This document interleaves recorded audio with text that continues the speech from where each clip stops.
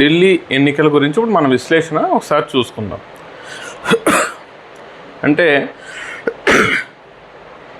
అంటే ఇంతకుముందే చెప్పేవాడిని. అయితే ఇప్పుడు కాంగ్రెస్తో పొత్తు లేకపోవడం వల్లనే ఓడిపోయింది అని ఎక్కువ ప్రచారం జరుగుతుంది కాబట్టి అసలు ఏంటో చూద్దామని ఇప్పటివరకు ఆగాను. కాంగ్రెస్తో నిజంగా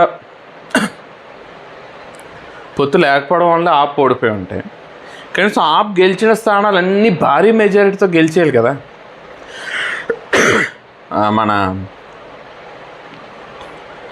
కేజ్రీవాల్ కూడా భారీ మెజారిటీ అలా కనీసం గెలవాలి కదా, ఓడిపోయాడు. సో ఆ కాంగ్రెస్తో పొత్తు లేకపోవడం వల్ల ఓడిపోయాడు అనేది పచ్చాబద్ధం. నిజాన్ని దాచేసే ప్రయత్నం జరుగుతున్నాయి. ఓడిపోవడానికి అనేక కారణాలు.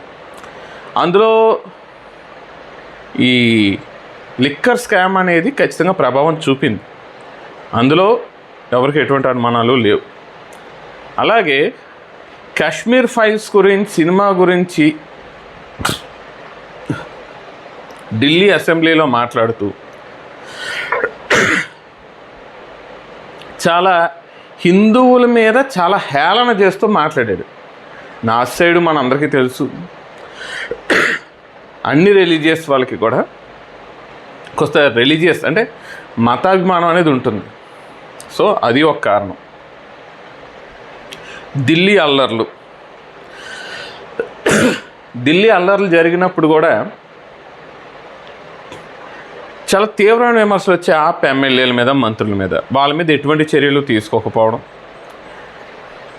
నేను ఒక సాధారణ వ్యక్తిని, సామాన్యుడిగానే ఉంటానంటూ చెప్పి శీష్ మహల్ అని ఒక భారీ భవంతి కట్టుకోవడం. సరే, అది కట్టింది ప్రభుత్వం కోసమే అయినా ఈ కేజ్రీవాల్కి అనవసరం. నేను సామాన్యుడిగానే ఉంటాను అన్నప్పుడు సామాన్యుడిగానే ఉండాలి తప్ప అంత భారీ భవంతి అయితే కట్టాల్సిన పని లేదు. సో అది ఉచితాల మీద ఎక్కువగానే శ్రద్ధ చూపించి అభివృద్ధిని గాలికి వదిలేయడం. నేను గతంలో ఒకసారి 2024లో ఎలక్షన్స్కి ఒక 2 నెలల ముందు నేను ఢిల్లీ వెళ్ళాను. అది నా పర్సనల్ పని నుండి వెళ్ళాను. వెళ్ళినప్పుడు అక్కడ ఆటో వాళ్ళతోటి, మిగతా వాళ్ళతోటి మాట్లాడుతున్నప్పుడు వాళ్ళు చెప్పింది ఏంటంటే, ప్రతిదీ కూడా గాలికి వదిలేయడం, రోడ్లు, డ్రైనేజీలు, మంచినీటి వ్యవస్థ, వీటిని గాలికి వదిలేశాడు అనేది ఎక్కువ అసంతృప్తి అయితే కనిపించింది.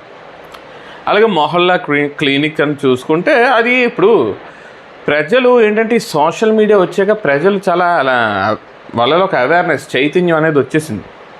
కేంద్ర ప్రభుత్వ పథకాలు ఏంటి, రాష్ట్ర ప్రభుత్వ పథకాలు ఏంటి అనేది వాళ్ళకి తెలిసిపోతుంది.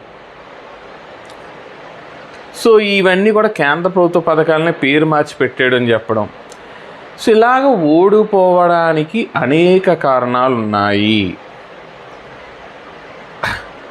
ప్రతి చోట కేంద్రంతో తన రాజకీయ లబ్ధి కోసం, అరవింద్ కేజ్రీవాల్ తన రాజకీయ లబ్ధి కోసం కేంద్రంతో గొడవలు పెట్టుకోవడం అనేదే ఒక లక్ష్యంగా పెట్టుకున్నాడు తప్ప ప్రజల కోసం, రాష్ట్రం కోసం కేంద్రంతో సఖ్యతగా మెలగడం లేదనేది కూడా ఒక కారణం. సో ఇలాంటి అనేక కారణాలు. అలాగే అక్రమ వలసదారులు, రోహింగ్యాలు కానివ్వండి, బంగ్లాదేశీలు కానివ్వండి, భారీ ఎత్తున ఢిల్లీలో ఉండడం, వాళ్ళ అల్లర్లు చేయడం, వాళ్ళకి ఎత్తునేమో అరవింద్ కేజ్రీవాల్ వంత పాడడం, ఈ ఖలిస్తానీ ఉగ్రవాదులకి సపోర్టివ్గా ఉండడం, ఇవన్నీ కూడా అక్కడ ఉంటున్న ప్రజలకి ఒక విరక్తిని కలిగించాయి.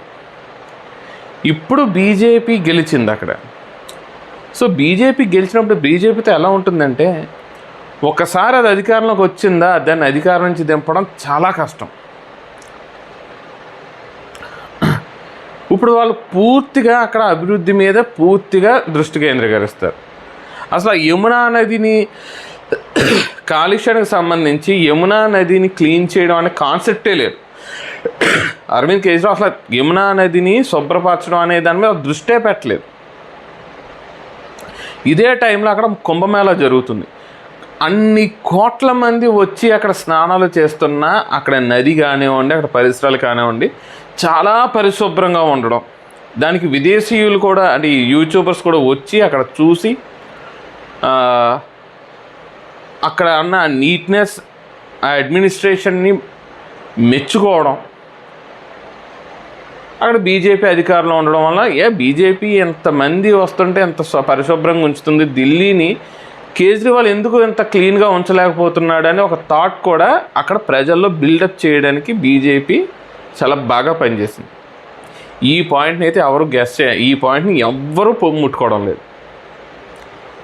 బీజేపీ గెలుపుకి ఉన్న ముఖ్యమైన కారణాలు అవి.